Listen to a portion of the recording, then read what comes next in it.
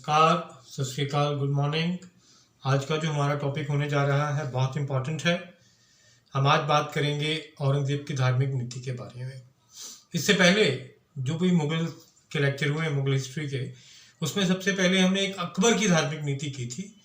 उसके अलावा जहांगीर, शाहजहां, हुमायूं की धार्मिक नीति करने की इतनी ज़रूरत नहीं पड़ती, क्योंकि अकबर की धार्मिक नीति का जो बात थी वो उदारवादी नीति थी औरों के मुकाबले में, तो थोड़ी डिफरेंट लगी और इतिहासकारों ने उसे डिटेल में पढ़ा, इसलिए हमें उसे समझना होता है।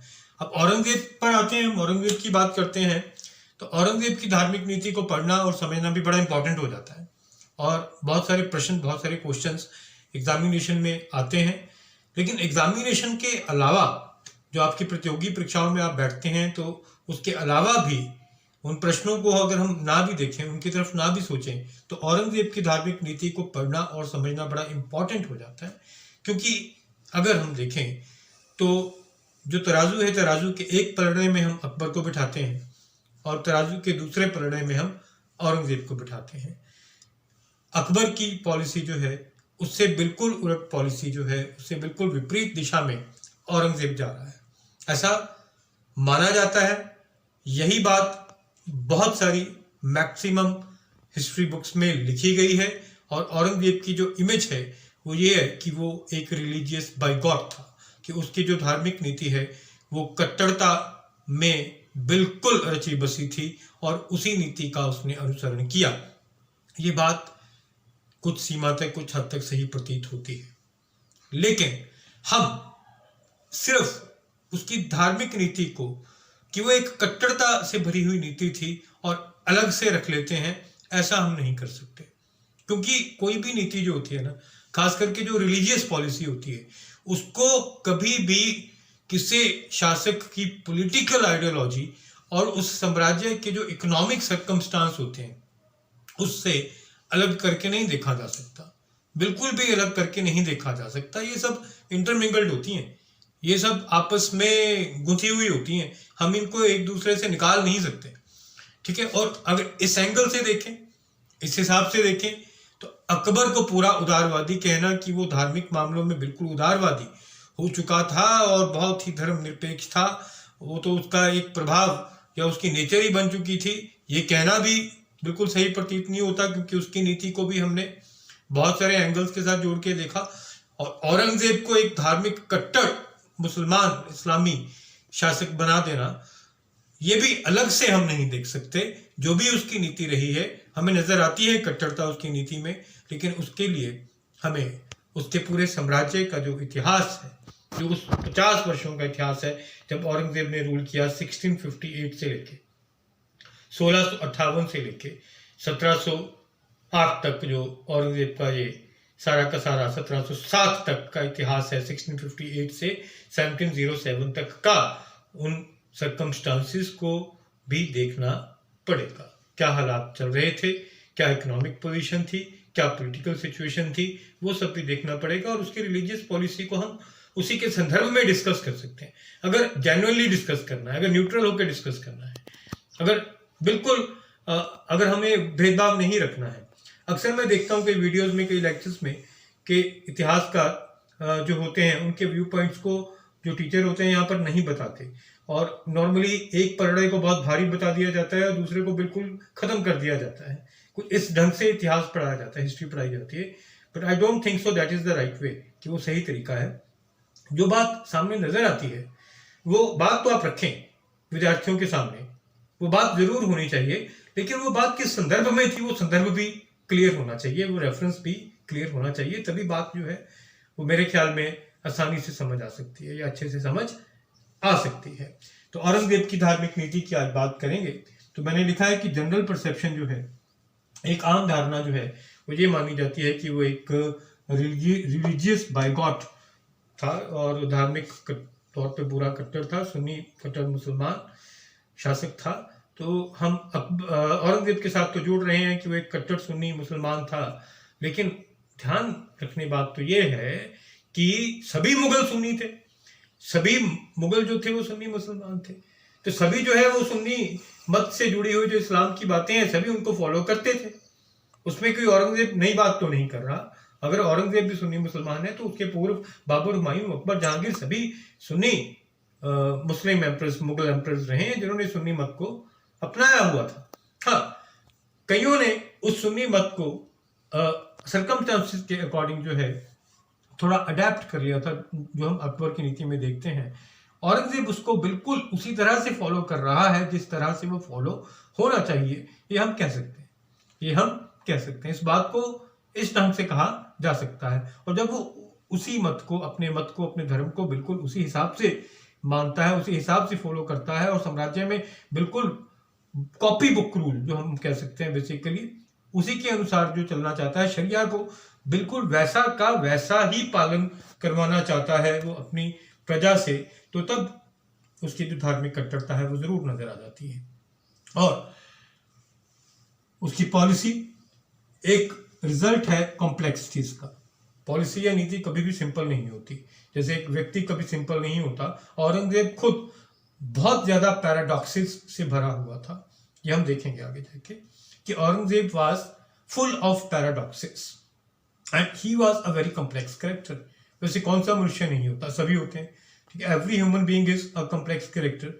बट जो शासक होते हैं उनकी कॉम्प्लेक्सिटीज जो है वो इसलिए बाहर नहीं आ पाती क्योंकि उन्हें एक प्रशासन चलाना होता है और सभी को साथ लेके चलना है, या एक प्रजा का साथ जो है वो बहुत जरूरी होता है कि प्रशासन को ज्यादा देर तक चला के रखने के लिए, साम्राज्य को ज्यादा देर तक बना के रखने के लिए।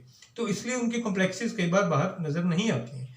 लेकिन औरंगजेब के मामले में जब हम औरंगजेब की लाइफ देखते हैं, औरंगजेब की हिस्ट्री देखते हैं, तो बहुत बार उसकी कॉम्प्लेक्सिटीज बाहर आ जाती हैं कि कभी तो वो कोई बात कर रहा है और कभी वो बिल्कुल उससे विपरीत बात करता है।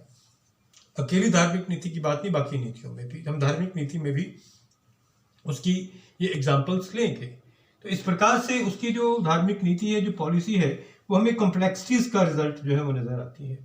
And he was a very complex and paradox character, जैसे मैंने बताया। तो policy is always intermingled with political and economic policy, ये बात भी मैं आपको बता चुका हूँ, हम उसको डिस्कस करेंगे डिटेल में कि वो जो पॉलिटिकल और इकोनॉमिक पॉलिसी होती है किसी भी शासक की, उससे हम अलग करके धार्मिक नीति को देख ही नहीं सकते, उसको देखा जा ही नहीं सकता। अब औरंगजेब के मामले में औरंगजेब इतना कंट्रोवर्शियल रहा है, इतना ज्यादा कंट्रोवर्शियल एम्परर है कि उसके बारे में इतिहासकारों ने बड़े डिफरेंट विचार जो है वो व्यक्त किए हैं, बड़े विभिन्न मत जो है औरंगजेब के बारे में रखे गए।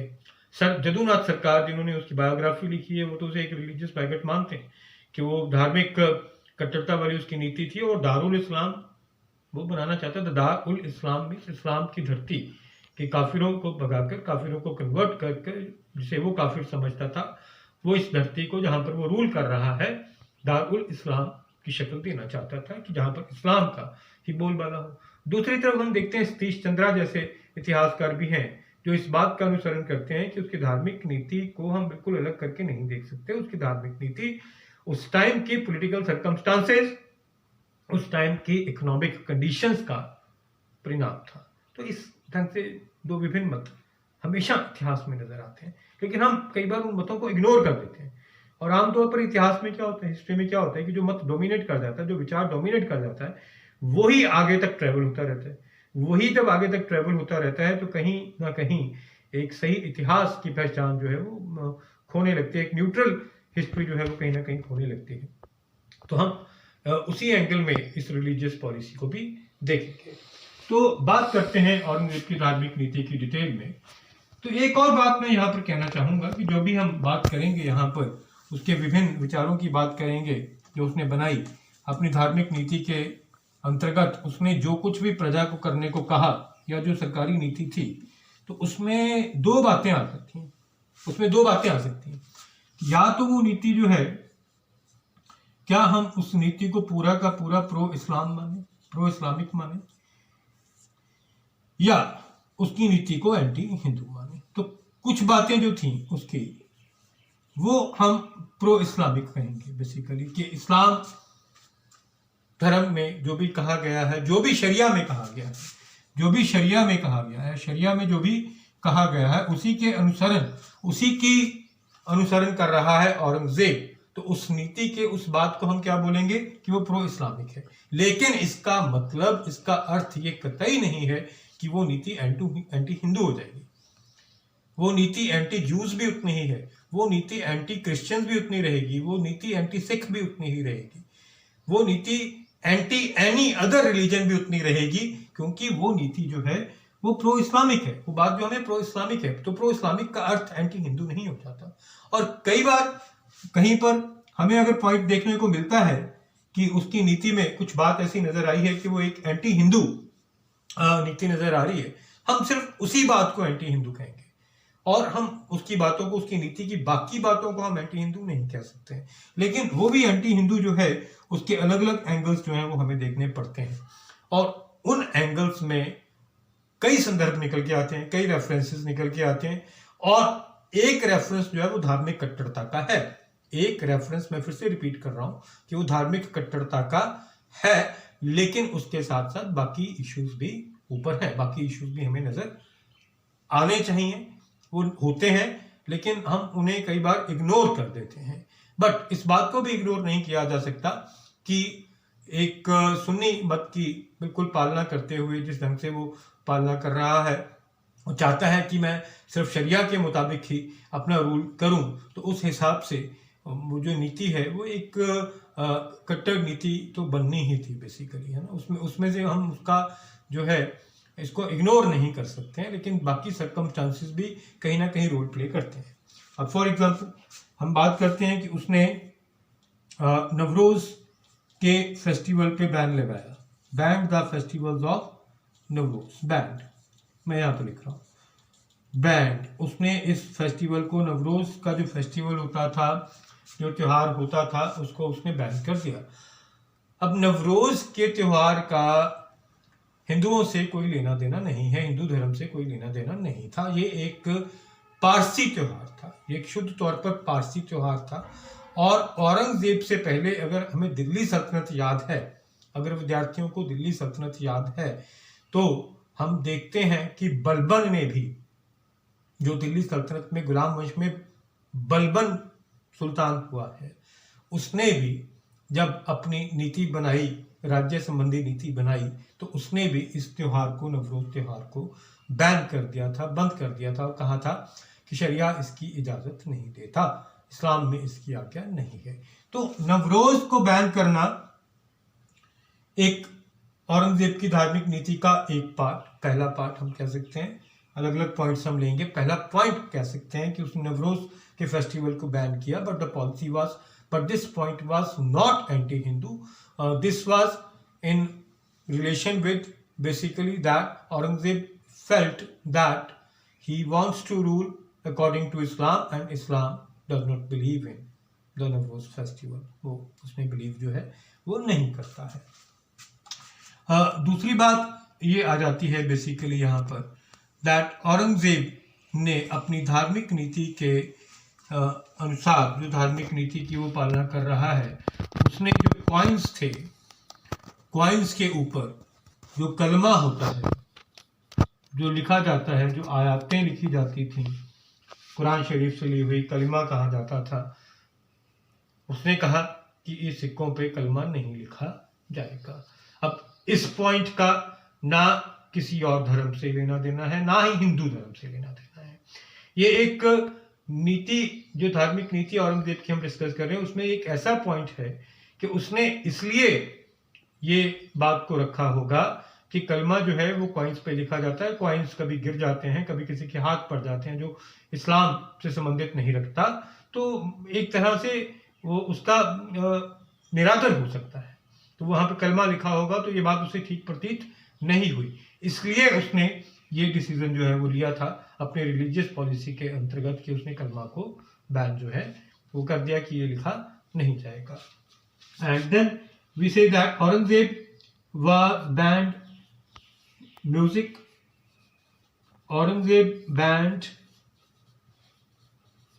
dance and other festivities, या और कोई भी उल्लास के काम जो थे, इसमें हम होली का समागम भी ले सकते हैं, होली का त्यौहार भी ले सकते हैं कि people used to rejoice at that festival, तो औरंगजेब के बारे में कहा जाता है कि उसने अपनी धार्मिक नीति के ऊपर चलते हुए म्यूजिक को, डांस को और फेस्टिविटीज को, जिसमें होली का त्यौहार भी आ जाता है, उसको भी उसने कहा कि ये बिल्कुल उल्लास से या बिल्कुल जोशो खरोश से ना मनाया जाए। ठीक है, त्योहारों के बारे में तो उसने ये कहा कि होली का त्यौहार जो है बिल्कुल जोशो खरोश से ना मनाया जाए, तो ये नहीं हो पाएगा यहाँ पर। और लेकिन म्यूजिक, डांस और जो और इसके साथ जुड़ी हुई कलाएं हैं, जिसको हम पेंटिंग भी कह सकते हैं, पहले भी जिक्र किया था मैंने, पेंटिंग की कला, उसको भी उसने बैन कर दिया कि ये सब नहीं होगा। पेंटिंग इसलिए इतिहासकारों का मत है कि बैन की गई क्योंकि उसका मानना था कि क्रिएशन करना अल्लाह का हक है, सिर्फ अल्लाह ही कर सकता है, उसका कार्य है। हम किसी चीज को क्रिएट करें तो पेंटिंग एक क्रिएट करना है, वो नहीं मानता था इस बात को, इसलिए उसने इसको बैन किया। म्यूजिक के बारे में कहा जाता है कि उसने जो गीत गाने हैं, जो वाद्य यंत्रों की बात नहीं यहाँ पर करें, इंस्ट्रूमेंटल की बात नहीं करें, वोकल म्यूजिक की बात कर रहे हैं, उस पर बैन लगाया था। यहाँ पे ये बात आपको याद रखनी है, विद्यार्थियों को याद रखनी है कि सबसे ज्यादा म्यूजिक के ऊपर बुक्स मुगल काल में अगर लिखी गई हैं तो वो औरंगजेब के टाइम लिखी गई। ये बात भी पैराडॉक्सिकल है, ठीक है ना।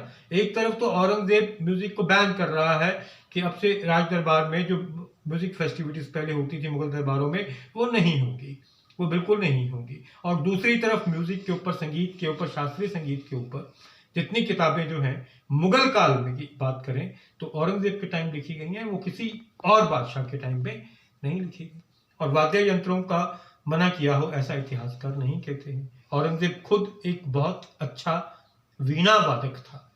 इंस्ट्रूमेंट भी क्या है, मैं यहाँ पे क्या नाम ले रहा हूँ, वीणा। ये जिक्र मिलता है ऑफिशियल रिकॉर्ड्स में कि औरंगजेब वीणा बहुत अच्छी बजाता था, और वीणा किसका इंस्ट्रूमेंट माना गया है, माँ सरस्वती का।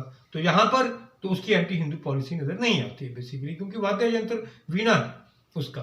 तो यहाँ पर एक तरह से एक पैराडॉक्स नजर आ रहा है हमें औरंगजेब के कैरेक्टर में कि म्यूजिक को बैन भी कर रहा है, लेकिन पर्सनल लेवल पे वो खुद एक बहुत अच्छा वीणा को बजाने वाला है और वीणा वादक है, और उसका इंटरेस्ट भी है।